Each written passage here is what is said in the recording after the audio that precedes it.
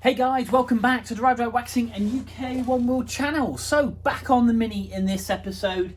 Not really quite sure what I'm going to bring you. I've got some work to be done on the front subframe which I've taken out. I'm going to weld up some of the standard bits that are obviously on that subframe to make it a little bit stronger. Possibly do some reinforcement plates for the jacking points.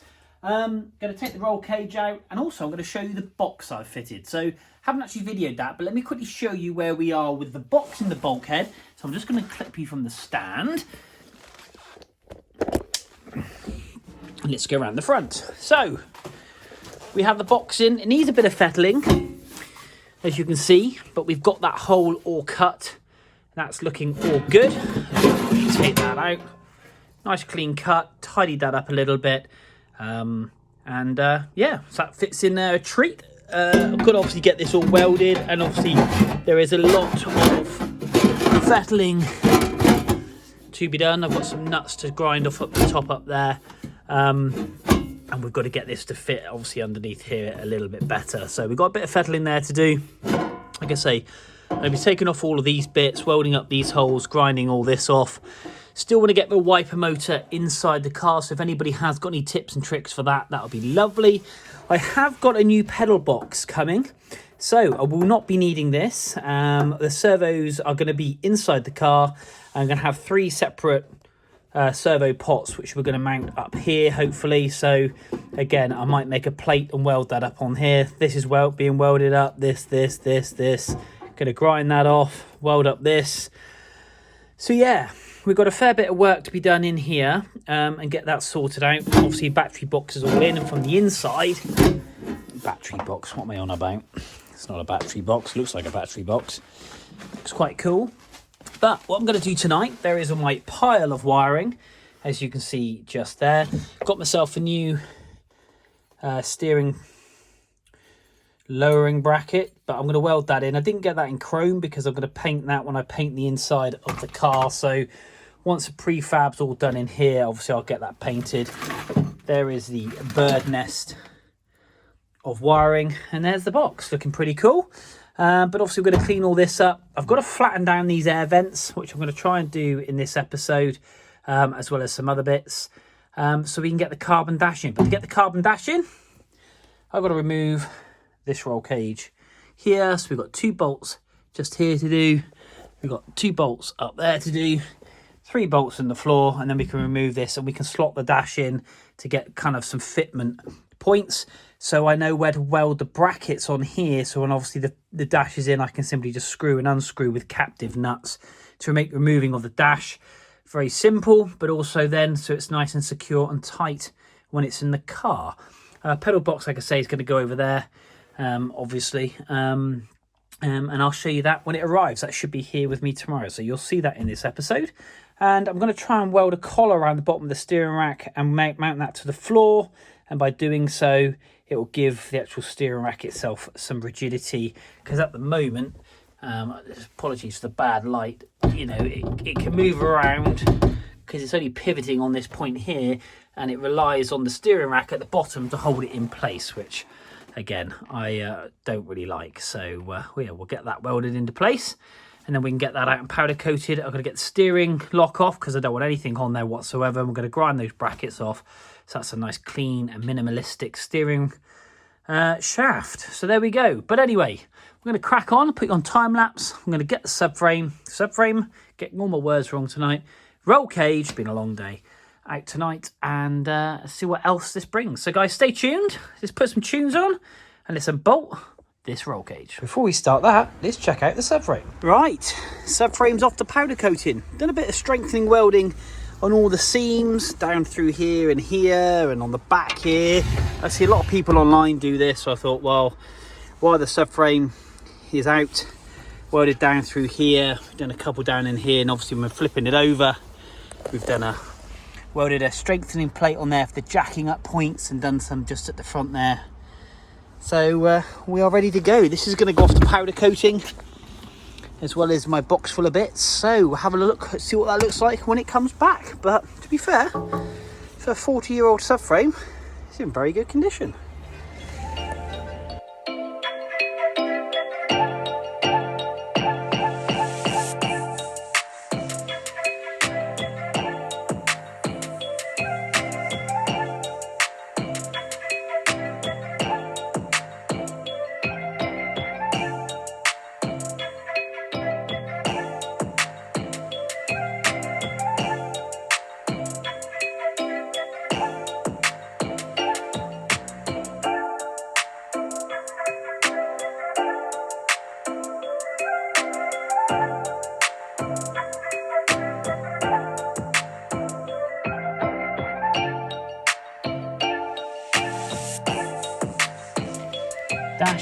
is in.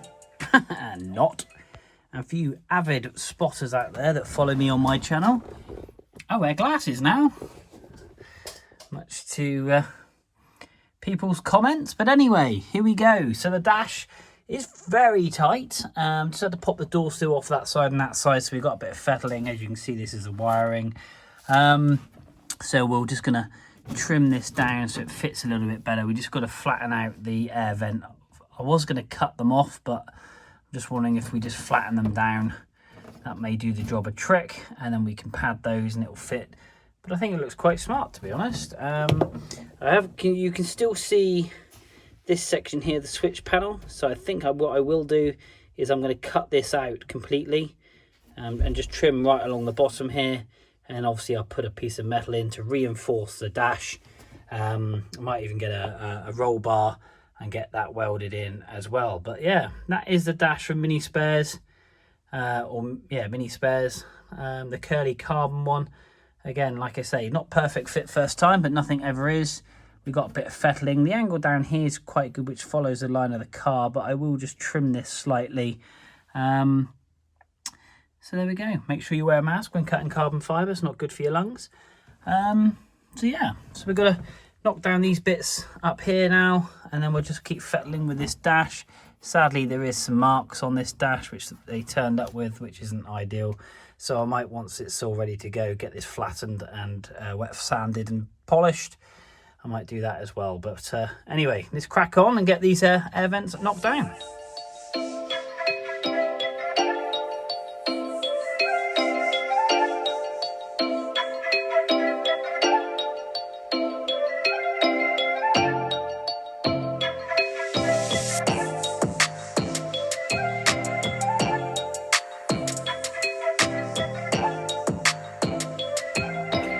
Okay, so hammered down those so they're nice and flat. Just filed the edge off here. I don't want to take too much off. I'm trying to eyeball it so it fits nice and tight. I will have to fettle just down here just because I've got to allow for the door sill to get in. It's slightly tapered there, so again I'll just cut that down, just eyeballing it really. So I'm going to get a nice sharp cutting blade on a Dremel just to trim that down, and again the same on the other side. But yeah, there we go. Like I said, I'm going to trim this bit off here and put a reinforcement bar in behind. Like I said, I'm going to reinforce where the steering bracket goes. I want to do something down the bottom as well. And yeah, looking trick, like it. I like it a lot. I will put obviously foam all along that top dash rail, and I need to make two brackets that come off here so I can mount them here, because this is actually quite a way off the actual rail itself. So I think possibly, as you can see here, but I think I need to cut this obviously in first to see how close that fits. So it is a case of a little bit of trim, cut, fettle. But again, by getting those air vents down, that's nice and flat along the top there, which is looking pretty cool. So yeah, dead happy with that. Always wanted a carbon dash. Quite like that actually. Very pleased. So yeah, let's crack on, get this cut. Don't think I'll be doing it tonight because I need to go and get some cutting blades. We're going to get that cut. We'll keep fettling. Then we're going to work out where we're going to make them mount the brackets. And the whole idea of doing all of this and why I'm not doing the engine bay, etc., is so I can get to a point. So when I get my wonderful brother over, who's very good at welding, I am not. I want this to be obviously welded together properly. We can actually get all of this done and all the welding done in one foul swoop. I'm going to re-weld this hole. And if you haven't checked the video out for this here, fitting a CAD quick shift, I actually did the measurements from the left bolt to the center and down. So CAD don't supply that. And I think that's the best place to start with a hole. This hole got rather large because I just had to eyeball it from that video if you want to check it out. So I'm going to weld that hole up, and once that's welded up, I am then going to go back off of my old measurements and then drill a circular hole, and that'll be nice and tight, and I can put a gator and a grommet. Got to weld this up, weld that up, as well as those other stuff. So yeah, it looks like a right mess now, but you've got to crack a few eggs to make an omelette. So let's get on and cut this dash and see if we can get it fitting a little bit better than a baggy welly in a field. Let's crack on. Right, just before I cut this, I had a little parcel turn up. Here we go. So in here we have a full pedal box for, there's my bird nest of wiring. I will be rewiring my car as well. I've got a very good audio electrician I've managed to find from Exmouth. So I'm hoping he can come true and sort me out. But anyway, back to this. A company called, here we go, brakecob.com. They do lots of braking components and kits and stuff. Lots of stuff for Ford. So I thought I'd treat myself. And let's have a quick look. We've got a brake biased, so you can switch between front and rear. In the kit, we've obviously got the adjuster for front to rear. And I think this is on here if you want more bias to front or back. Moderate pedal effort, heavy pedal effort, no pedal effort, etc. So that this is a balance bar adjustment. So this is going to be quite interesting to set up. So we've got this. Wasn't cheap, to be brutally honest, but then it, you know, it's not going to be with the work that's gone into it. They say it's a direct replacement. It isn't quite a direct replacement. It bolts into the bulkhead, basically. Let me show you. Your pedal box mounts. We go through here. Up here, this is your pedal box assembly currently, and it bolts in through there. The steering rack bolts and through this plate. Now, that is the other two bolts, which you see to the side just here. I think I'm right in saying. Or that's definitely one of them. But anyway, it bolts. There we go. You can see one of the bolts just there. You can see one of the clevis pins, and you can see the other bolt just down through there. Now, obviously, it's going to get cleaned up, but we're going to lose these studs then, you see, so we can weld over these holes and put a plate here for the steady bar. I'm going to cut this off because that's a brake thing, just tidy that up. So I just have a loop here for the engine steady, but we're going to be taking that out. And it does bolt in those holes, but I think there's some bracketry. They have actually emailed me some photos of it mocked up in their mock-up car. And there's a little bit of fettling to be done. But we have 3 separate reservoirs, so 1, 2. And I've just mounted that on there so you can see what it looks like. And that's hopefully what we're going to weld in place on the bulkhead. Fingers crossed. I don't think I'm going to bolt it. I think I'm going to weld it. We have 3 master cylinders, remote master cylinders. One with unions, 2 and 3. And in here, get rid of a box. Oh, we have a bag of bolts. We have the pedal box. So let me pop you in a stand and we'll take a quick look at this. Right, here we go. So we've got an adjuster down through there. We've got the shaft, which is just there, which is, I assume, this goes into, and they locate into the actual plunge of the servos, or the master cylinders themselves rather. And then we have the brake pedal. So good little brake pedal setup and clutch pedal in there. Just got to work out how the throttle cable connects. I'm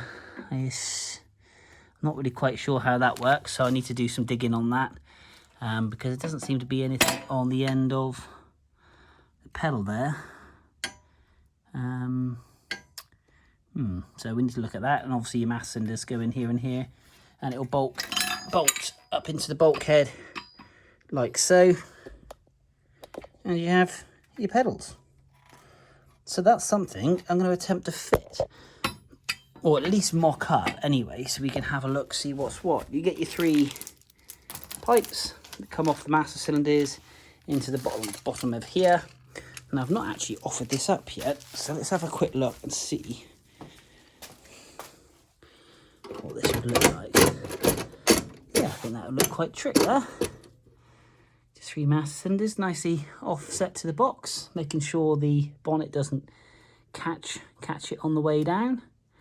I might just bend that out so they sit flat, and then we can just do 3 holes into the bulkhead, 1, 2, 3, where the actual braided pipes can go straight through to the pedal box. So yeah, quite trick really. A little bit different, a little bit racy, and it gets rid of those there. And yeah, again, just modifying. If we're going to do it, let's just do it properly. Like I say, not cheap kit, but will be interesting to see. We can set up the bias on the brakes, and we can set up the pressure and the stops and etc. And it's just a little bit more robust than obviously the old pedal box. Nothing really wrong with the old one, just wanted to do something different. So I'm going to climb inside and we're going to unbolt the existing pedal box. Let's crack on.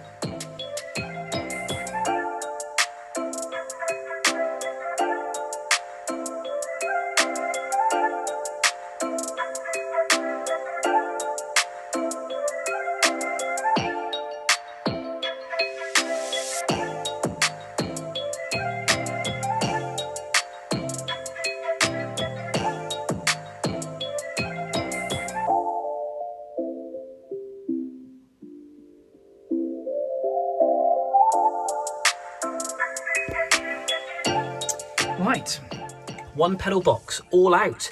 We've also removed in here the air intake as well. So I'm going to actually cut this off. I'm going to weld a plate in here with a hole, and that's where a lot of the wiring is actually going to go for that seamless kind of like engine wiring harness look. But yeah, 1 pedal box is all out. I must say, the gentleman who had this car originally, this is not rust, this is just wax oil. This is all wax oil.